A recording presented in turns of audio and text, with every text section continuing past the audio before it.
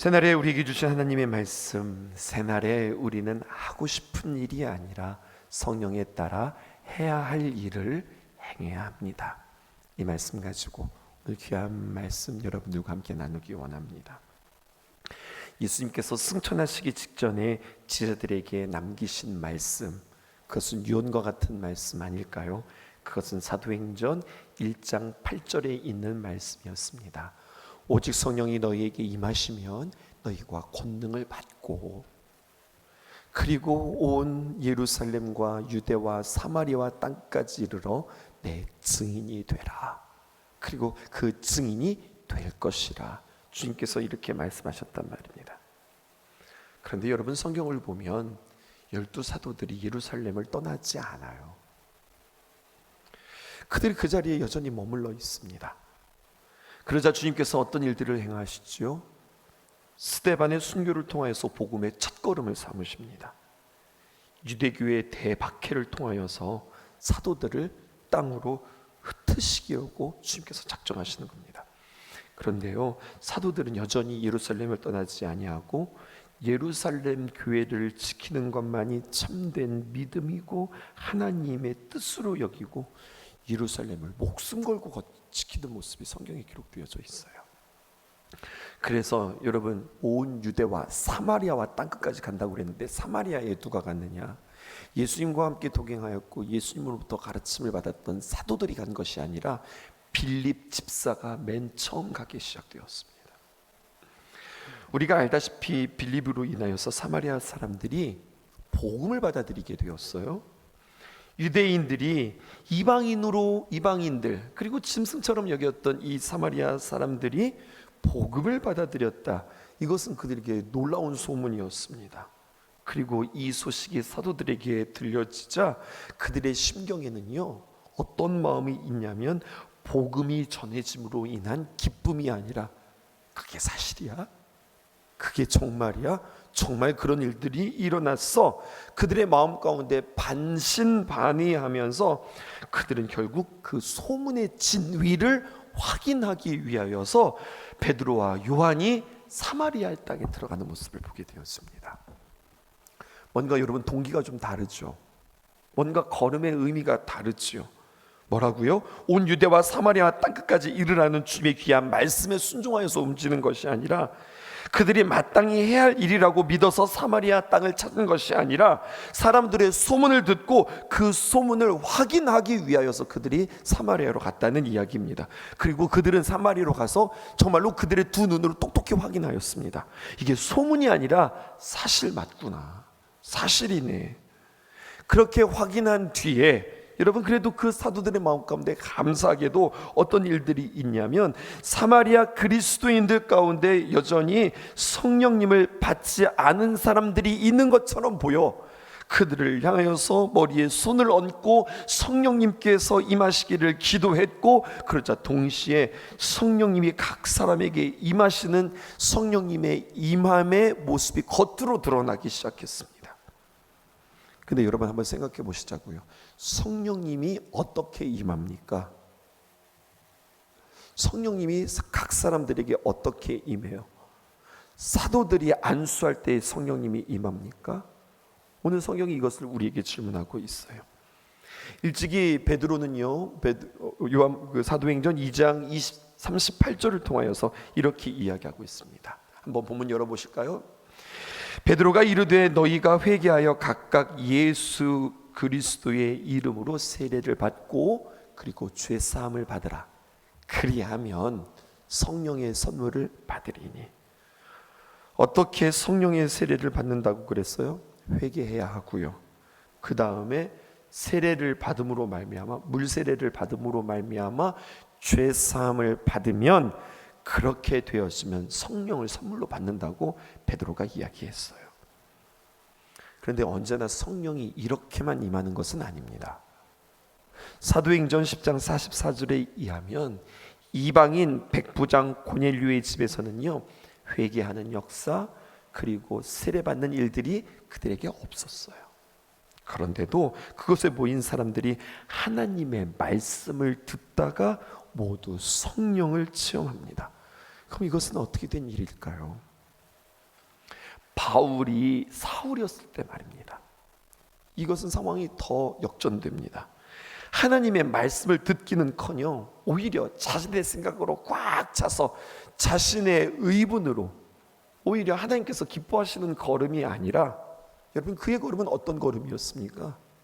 그리스도인들을 박해하고 핍박하는 그 걸음이었는데, 하나님을 대적하는 그 시절에 하나님 앞에 어떤 반응도 그에게 없었는데 성령께서 그를 사로잡아 빛 가운데 임하게 하셨고 그를 변하게 하시는 역사가 일어났다고요.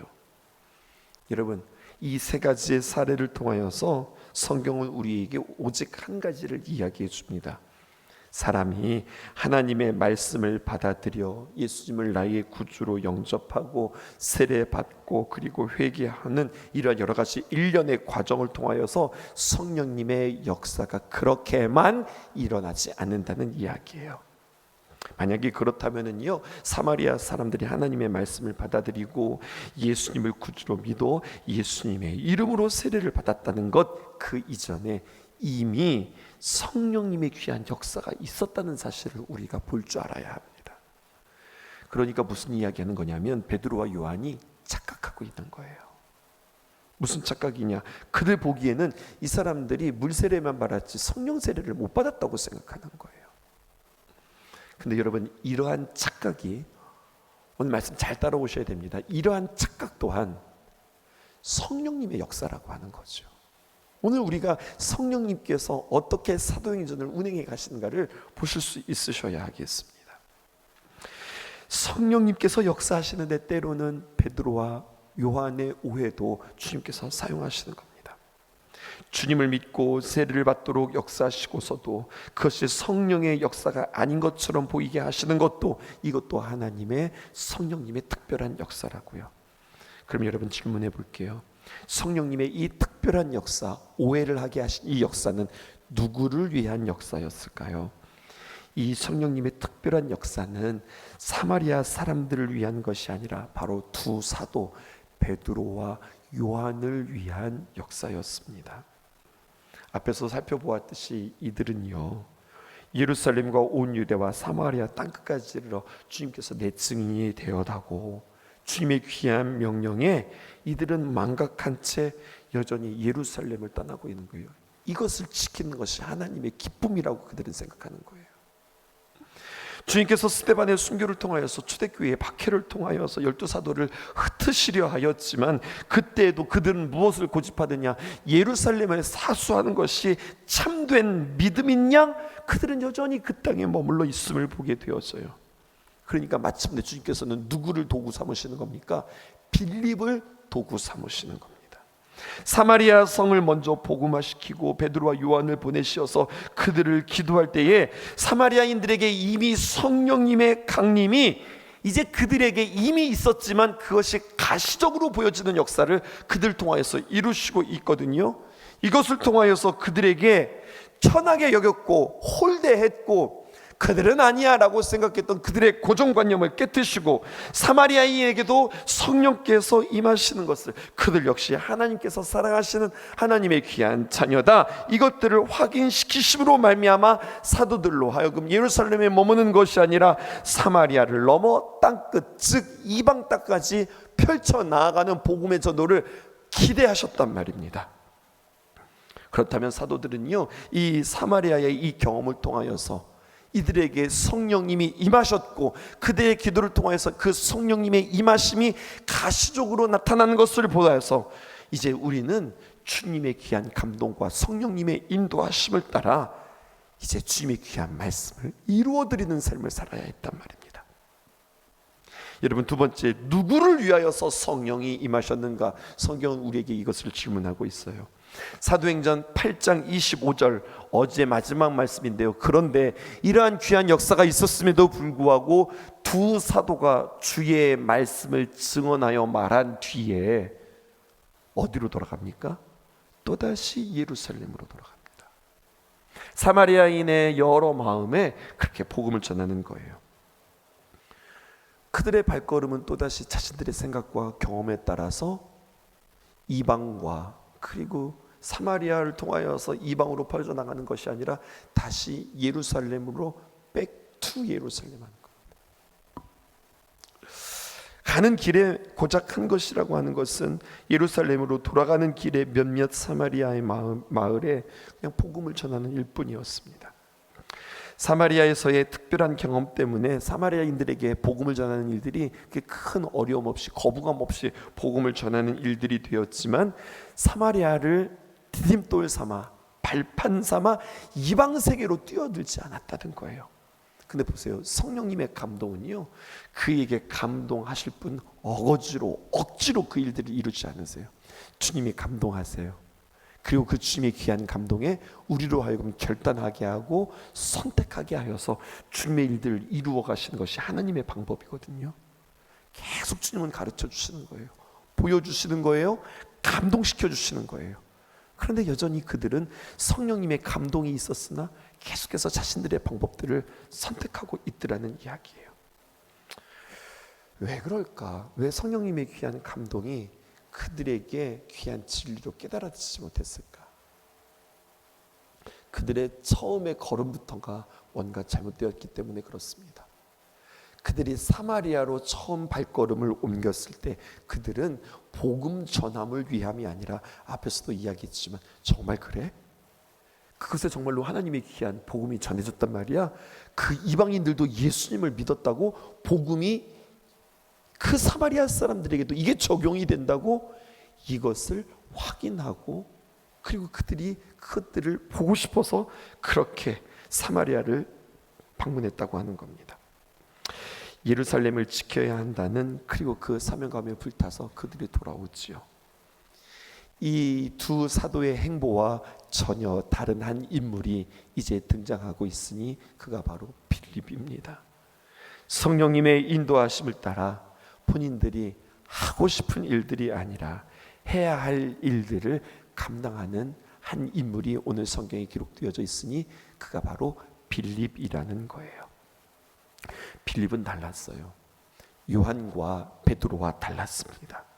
그의 첫 걸음은 그 또한 유대인들의 박해로 인하여서 예루살렘에 머물지 못하고 떠나야만 했지만, 그가 갈 데 없어서 혹은 발길이 닿는 곳이 그에게 그냥 정해지지 않아서 그런 마음으로 갔으나, 근데 그것으로 끝난 것이 아니라 그에게 부어지는 성령님의 귀한 감동에 그는 반응하기 시작한 겁니다. 하고 싶은 것만 행하는 사람이었다면 구태여 사마리아 땅에 들어가서 그가 피신처로 삼았고 은신처로 삼을 수는 있으나 그것을 그곳에 복음의 기준으로 삼지는 않았을 거예요. 피하는 장소였지 의지를 다하여서 사마리아인들에게 복음을 전할 이유가 그에게는 없었어요. 그런데 그의 마음 가운데 계속해서 부어주시는 성령님의 귀한 감동에 그는 민감하게 반응하기 시작하는 겁니다. 그리고 성령님의 귀한 감동에 따라서 복음이 능력이 되어서 유대인들이 하찮게 여기고 이방인으로 여기는 그 사마리아인들이 주님께로 돌아오는 그 일들의 아름다운 도구로 쓰여지게 되었던 거예요. 근데 성경에 보니까 그것으로 끝나지 않았어요. 성령께서 그의 발걸음을 인도하기 시작합니다. 바르게 행해야 할 것이 무엇인지 그로 하여금 감동케 하셨습니다. 그래서 사마리아의 귀한 감동으로 말미암아 하나님의 복음을 전했는데, 이제 또 다른 감동이 그에게 있기 시작하는 거예요. 그의 말씀이 이제 26절부터 시작되는 겁니다. 주의 사자가 빌립에게 말하여 이르되, 보세요, 지금 빌립은 듣는 자입니다. 주의 사자가 그에게, 성령님께서 주의 사자를 통해서 말씀하시는 그 말씀을 듣기 시작하는 자였습니다. 일어나라. 그리고 남쪽으로 향하여 예루살렘에서 가사로 내려가는 길까지 가라. 근데 그 길은 광야라. 주님께서 말씀하세요. 이제는 사마리아에서 하나님의 귀한 복음을 전하라 라고 말씀하셨던 성령님의 감동이 이제는 광야의 길로 나아가라. 주님께서 이렇게 말씀하신단 말입니다. 나름대로 빌립은 이제 막 사마리아에서 복음 전도에 어떤 성공을 거두었던, 뭔가 길이 닦아졌던, 야 복음이 전해졌는데 이 복음을 받아들이네. 많은 사마리아인들이 이 빌립을 호의적으로 받아들이며 뭔가 지금 기반이 생기고 길이 열리는 듯 하였거든요. 그러면 여러분, 아직 사마리아에 하나님의 복음을 들어야 될 사람들이 많단 말이에요. 그러면 그곳에 머물러서 이제 뭔가 시작되었으니 물고가 트였으니 열심히 하나님의 복음을 전해야 되겠다. 야, 주님께서 이곳을 복음의 베이스 캠프로 삼나 보다. 그렇게 여기며 그가 그곳에 머물기를 원했는데, 또 그랬으면 참 좋겠다라는 마음이 들었는데 성령님이 그의 마음을 막 감동하는 거예요. 그리고 복음이 다 전해지기도 전에 이번에는 광야라, 주님께서 그렇게 말씀하신다는 거죠. 그런데 보니까요, 빌립이 여기 아주 귀한 모습이 있어요. 하나님, 왜 광야입니까? 하나님, 여러분, 광야라고 하는 곳이 어떤 곳이에요? 우리 성지순례를 통해서 우리 한번 광야길을 걸어볼까요? 그 광야의 길은요, 척박한 땅입니다. 만만치 않습니다. 보장되어지지 않습니다. 게다가 그 광야는 위험한 길입니다. 근데 주님께서 광야로 이 빌립을 내모신단 말입니다. 그런데 좋지 않은 이 땅에 그는 아멘으로 순종하는 거예요. 왜냐하면 사마리아의 경험이 그에게 있으니까요. 여러분, 이것을 통해서 우리가 한 가지 적용해 볼 필요가 있습니다. 하나님께서 우리의 삶 속에서 도우시고 일하셨던, 풍성히 경험하게 하셨던 그 경험이 우리로 하여금 용감한 선택과 믿음의 선택으로 이어질 수 있기를 주님의 이름으로 축복해요. 귀한 행함이 귀한 행함으로 이어지기를 원합니다. 귀한 행진이 아름다운 행진으로 계속해서 이어질 수 있기를 바라요. 행하다가 뚝 끊어지는 것이 아니라, 행하다가 딱 멈추는 것이 아니라 그 주님의 아름다운 발길들은 계속해서 진행되어질 수 있기를 바랍니다. 광야의 길에 순종하면서 나아가는데 무슨 일이 일어났느냐? 27절에 보니까 일어나서 가서 보았다. 근데 여기서 보았다라고 하는 말이요, 여러분들 눈으로 보았다라고 하는 말이 아니에요. 여기서 보았다라고 하는 것은 하나님의 놀라운 영광과 하나님의 귀한 역사를 보았다는 겁니다. 에디오피아 사람, 곧 에디오피아 여왕 간다게의 모든 국고를 맡은 관리인 네시가 예배하러 예루살렘으로 왔습니다. 그리고 28절에 보니까 그리고 돌아가는데 수레를 타고 그가 가는 것이 아니라 그의 마음속에 참 사모함이 있었는데, 사모함만 있었을 뿐 뭔가 시원하게 하나님의 말씀이 깨달아지지 않는 거예요. 그렇게 성경을 읽기는 하였으나 깨달아지지 못하는 겁니다. 빌립이 성령님의 감동에 순종하여서 광야의 길을 갔는데 이디오피아의 고위 관리를 만나게 되었어요. 그는 누굽니까? 이제 사마리아를 넘어 이방에, 그렇게 아프리카 이방인을 그렇게 만나게 되는 거죠. 35절에서 39절 우리 함께 교독하면서 읽어볼게요. 35절에서 39절입니다. 빌립이 입을 열어 이 글에서 시작하여 예수를 가르쳐 복음을 전하니, 길 가다가 물 있는 곳에 이르러 그 내시가 말하되, 보라, 물이 있으니 내가 세례를 받음에 무슨 거리낌이 있느냐. 이에 명하여 수레를 멈추고 빌립과 네시가 둘 다 물에 내려가 빌립이 세례를 베풀고, 둘이 물에서 올라올새 주의 영이 빌립을 이끌어 간지라. 내시는 기쁘게 길을 가므로 그를 다시 보지 못하니라. 빌립이 주의 사자의 귀한 말씀에 따라, 성령의 귀한 감동에 따라 이디오피아 네시에게 하나님의 귀한 복음이 전해지게 되었고요. 그의 하나님의 놀라운 일이 이제 이루어지기 시작합니다. 이디오피아 네시 고위 관리를 사용하시는 하나님, 그렇게 아프리카에 하나님의 귀한 복음을 전하게 하시는 하나님의 귀한 구원의 역사는 어떻게 시작된 거예요? 빌립의 순종으로 시작되어진 거죠. 2000년 기독교 역사상 초대교회에서 사마리아의 복음을 전한 최초의 그리스도인이 빌립이었는데, 그에게 또 하나의 타이틀이 붙기 시작해요. 그건 바로 뭐냐면, 최초로 이방인에게, 사마리아에게 복음을 전한 것뿐만 아니라 저 먼 이방인에게 복음을 전하는 첫 번째 복음의 전달자가 빌립이 되어지는 거예요. 성령님의 명령을 쫓아간 광야의 길에서 성령님께서 자신에게 맡겨진 일에 순종할 때에 자신에게 일어나는 성령의 역사를 바라보면서, 내가 일타였거든, 이게 중요한 것이 아니라 순종했는데 하나님께서 그 순종을 통하여서 아름답게 일하시는 그 역사를 그는 보게 되어지는 거예요. 사랑하는 성도 여러분, 이것을 성경이 우리에게 기록하는 이유는 무엇입니까? 빌립이 이렇게 멋있는 사람이야, 초대교회 복음이 이렇게 전파되었어, 기독교의 초대 역사를 우리에게 인지시키기 위함인가? 이 성령의 행전은 오늘날 우리에게도 계속 진행되어져야 한다는 거예요. 이게 될까? 나한테는 좀 불편한데, 이 길은 참 어려운 길인데, 그것은 가고 싶지 않은데, 이러한 마음들이 우리에게 있으나 강권적인 성령님의 귀한 감동이 우리 안에 있고, 그리하여서 나 자신을 십자가에 못 박고 순종할 때에 하나님께서 놀랍게 일하시는 그 역사를 보라. 그러면서 주님께서는 우리에게 한 가지를 고백하게 하시는 거예요. 내가 하는 것이 아니라 너를 통해서 하나님께서 일하시는 구원의 역사는 하나님의 경륜과 하나님의 손에 있다. 이것을 우리에게 일하게 하시는 거예요. 그러니까 우리는 어떠한 존재로 창조되었습니까? 주님께 영광을 돌려드리고 주님께 찬송을 돌려드리는 귀한 존재로 주님께서 우리를 삼으셨다는 겁니다. 그러니까 9월을 맞이하여서 새 달을 맞이하여서 우리에게 빠져야 될 표현은요, 이러한 표현이에요. 내가 이렇게 했잖아, 내가 그랬잖아, 내가 옛날에 그랬잖아, 내가 한 건데, 내가 이러한 나의 삶 속에 나라고 하는 주어들이 빠지기를 주님의 이름으로 축복합니다.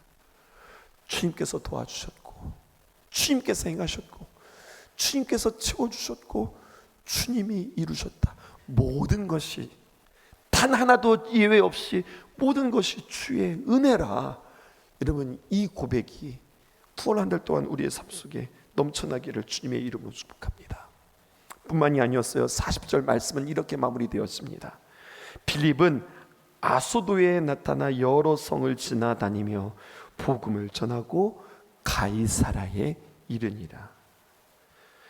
이스라엘의 동북쪽에 사마리아로 인도하셨던 성령님께서는 이제는 이스라엘의 동남쪽 광야길에 그로 인도하셨고, 이디오피아 내시를 만나게 하셨고, 이제는 그 성령님께서 다시 남서쪽 아수도에서부터 그에게 귀한 역사를 이루시다가 이제는 지주의 연안을 따라서 서북쪽 가이사랴로 계속해서 그의 삶, 그의 걸음을 인도하여 주시는 주님이세요. 동쪽, 서쪽, 북쪽, 남쪽, 여러분 부흥이 있도록 그의 발을 계속해서 인도하시는 주님의 귀한 인도하심을 우리는 보게 되어지는 겁니다. 여전히 예루살렘을 고수하고 있는 사도들이 누릴 수 없는 풍성함과 이 부흥과 감격이 누구에게는 있다고요? 빌립에게는 있다고요. 아쉽지 않아요? 여러분, 정신 바짝 나는 일입니다. 하나님의 놀라운 역사는 주의 사도들에게 있지 아니하고 평신도 집사에게 일어났다라고 하는 사실이죠. 이것을 우리의 마음속에 깊이 새겨볼 필요가 있습니다. 위대한 삶은 처음부터 거창하게 이루어지는 게 아니에요. 자신이 하고 싶은 일이 아니라, 늘 하던 대로 하는 일이 아니라, 여러분 성령님의 인도하심에 결단함으로 내가 해야 할 일을 행할 때에, 그 일에 순종할 때에 그 작은 걸음부터 주님의 귀한 역사는 이루어진다는 거죠. 여러분, 9월을 주님 앞에 올려드리며 지난달과 다른 어떠한 삶이 여러분들에게 있으시겠습니까? 지난달과 다른 선택이 여러분들에게 어떤 선택이 있으시겠습니까? 참 나쁜 선택이 아니라 참 선하고 좋은 선택이 여러분들에게 무엇이 있으시겠습니까? 주님께서 무엇을 선택하라고 여러분들의 마음 가운데 감동하십니까? 주님께서 새벽을 어떻게 깨우라고 말씀하십니까? 주님께서 여러분들에게 어떻게 기도하라고 말씀하십니까? 어떻게 주님의 귀한 말씀을 대하라고 말씀하십니까? 여러분들의 귀한 삶에 어떤 삶의 순종이 있으라고 주님께서 말씀하십니까?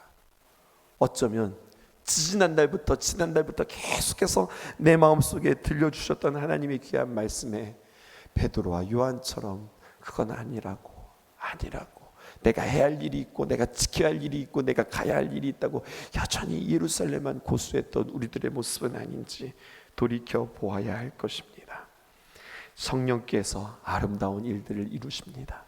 주님께서 우리에게 생명을 주셨을 뿐만 아니라 주님께서 이 땅에 오신 이유는 우리에게 풍성한 삶을 누리도록 우리에게 허락해 주셨는데, 그것을 위하여서 하나님 나에게 뭐 주실 거예요? 기대하기 이전에 나는 주님 앞에 무엇을 순종해야 할까요? 내가 어떻게 말해야 할까요? 어떤 마음을 가져야 할까요? 어떻게 기다려야 할까요? 주님 앞에 구하는 저와 여러분들 되어지기를 주님의 이름으로 축복합니다. 세 가지 기도 제목 여러분들에게 나누어 드릴게요. 성령의 역사, 여러분 내가 아는 대로 제한하지 마세요. 성령님의 역사는요 더 커요, 더 넓어요. 여러분 그것들을 보고 깨닫는 귀한 은혜가 있게 해달라고 기도하세요. 베드로와 요한은 그렇게 해야만 성령께서 임한다고 생각했죠. 제가 여러분들에게 말씀드렸습니다. 이미 사마리아 땅에는 성령님이 임했습니다. 성령께서 역사했다고요. 그런데 자신들은 그렇게만 바라보고 여기는 아직 성령님이 임하지 않았는데 물 세례만 있는데 우리가 안수하여서 성령 세례를 줘야 되겠다고 그들은 착각했다고요. 놀랍지 않아요? 그들의 연약함, 그들의 착각까지도 하나님께서 역사하시는 성령의 역사였다. 이 말 이해하시는 거죠? 두 번째입니다. 언제나 성령의 역사를 통하여서 그를 위함이 아니라 나를 위함임을 알고 나에게 적용하게 하소서. 무슨 말이냐면요, 성령의 귀한 역사를 통해서 하나님의 귀한 말씀이 딱 들려질 때에 자꾸만 그 누군가를 생각하면서 누군가에게 적용하는 게 아니라 나에게 적용할 수 있기를 원해요. 하나님은 나에게 말씀하시는 거예요. 그 누군가에게 말씀하시는 것이 아니라 나 들으라고 말씀하는 거예요.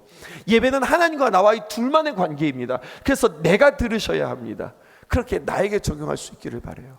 세 번째, 성령의 인도하심을 따라 하고 싶은 일이 아니라 해야 할 일을 감당할 수 있도록 도우소서. 이 능력 달라고 주님 앞에 기도하는 저와 여러분들 되기를 주님의 이름으로 축복합니다. 기도하겠습니다. 수많은 무리들이 줄지어 그분을 보기 위해 따르네. 평범한 목수이신 그분 앞에 모든 무릎이 꿇어 경배하네. 모든 문제들 하나하나 죽음까지도 힘을 잃고 생명의 근원 되신 예수 이름 앞에 모든 권세들 굴복하네. 예수 이름 높이세. 능력의 그 이름 예수 이름 높이세. 구원의 그 이름 예수 이름을 부르는 자. 예수 이름을 믿는 자. 예수 이름 앞에 나오는 자 복이 있도다.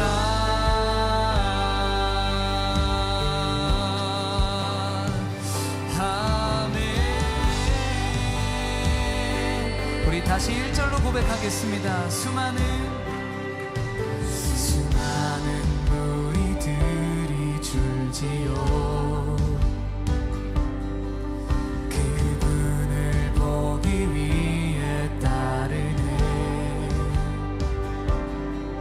평범한 목수이신 그분 앞에 모든 무릎이 꿇어 경배하네. 모든 문제들 하나하나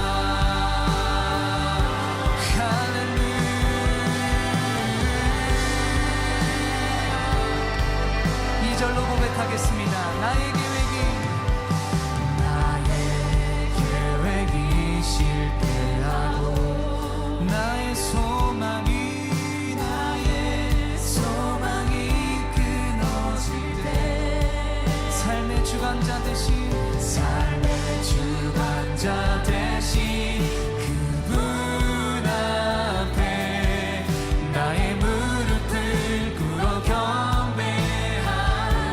나의 삶을 그분께 그분께 맡길 때 비로소 나의 마음 평안해. 구원의 반석 되신 예수의 이름을 소리 높여 찬송하리.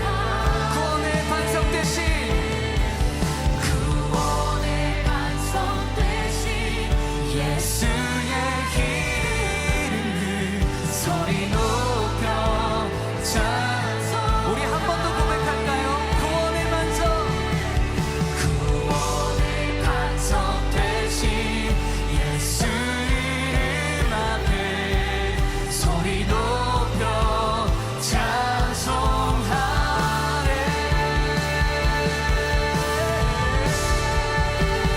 예수 이름 높이세. 능력의 그 이름 예수 이름 높이세. 구원의 그 이름 예수 이름을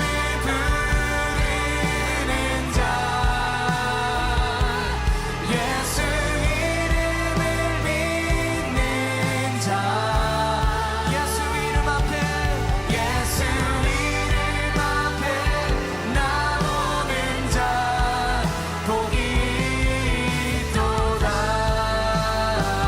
우리 다같이 소리 높여서 예수 이름 높이세. 예수 이름 높이세. 능력의 그 이름 예수 이름 높이세. 구원의 그 이름 예수 이름을 부르는 자. 예수 이름을 믿는 자. 예수 이름 앞에 나오는 자 복이 있도다. 우리 한 번 더 우리의 전심을 다해 고백합시다. 예수 이름 높이세. 예수 이름 높이세. 능력의 그 이름 예수 이름 높이세. 구원의 그 이름 예수 이름을 부르는 자. 예수 이름을 믿는 자. 예수 이름 앞에 나오는 자 복이 있도다. 우리 잔잔하게 우리의 목소리로 예수 이름 높이세. 예수 이름 높이세. 능력의 그 이름 예수 이름 높이세. 구원의 그 이름 예수 이름을 부르는 자. 예수 이름을 믿는 자. 예수 이름 앞에 나오는 자 복이 있도다. 우리 끝으로 한 번 더 고백하겠습니다. 예수 이름 높이세. 예수 이름 높이세. 능력의 그 이름 예수 이름 높이세. 구원의 그 이름 예수 이름을 부르는 자. 예수 이름을 믿는 자. 예수 이름 앞에 나오는 자 복이 있도다. 우리 합당하신 영광을